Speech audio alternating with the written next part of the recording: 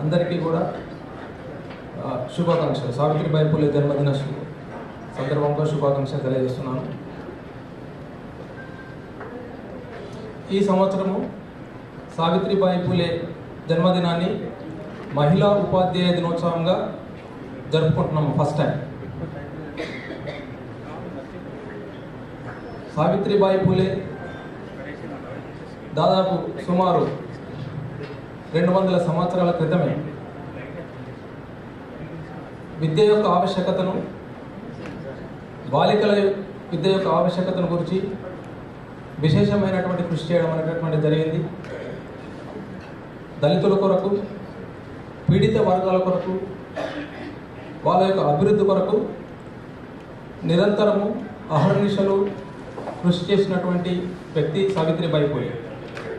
ఆమె యొక్క జీవిత చరిత్రను చూసినట్లయితే ముఖ్యంగా గమనించాల్సినటువంటి అంశాలు, నేర్చుకోవాల్సినటువంటి పాఠాలు. నంబర్ 1, విద్య ద్వారా సామాజిక మార్పును తీసుకురావడం మరియు సాధికారితను సాధించడం.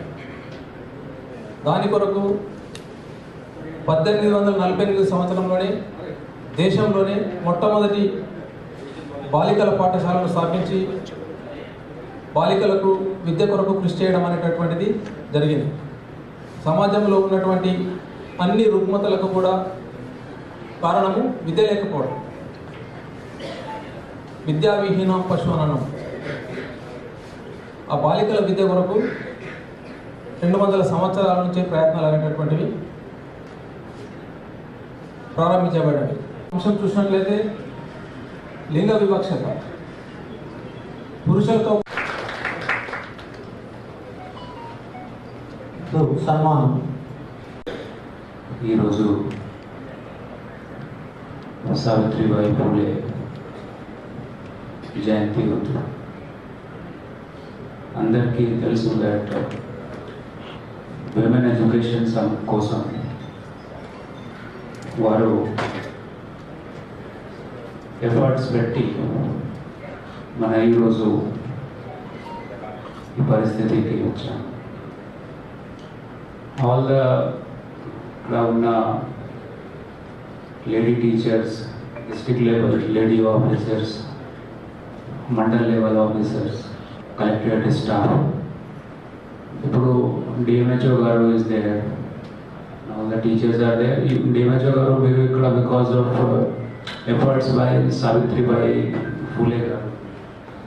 Savitribai Phule is not there, it was difficult for ladies to become reach, go to school, colleges and reach this position.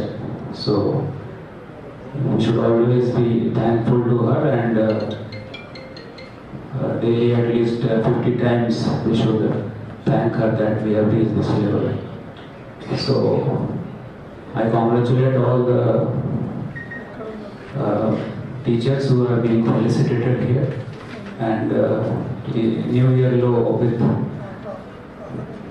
full energy we should work for the empowerment of the girl child through welfare institutions, KGBs, మన local bodies, schools, MPP, JPP schools. We should always strive to give our best to improve the and better the girl child education in the district. So మరొకసారి అందరికీ చాలా చాలా శుభాకాంక్షలు ఈ సందర్భంగా. Thank you all. గౌరవనీయులు ఈసీఎల్బి sir చేయవలసిందిగా మనవి చేస్తారు.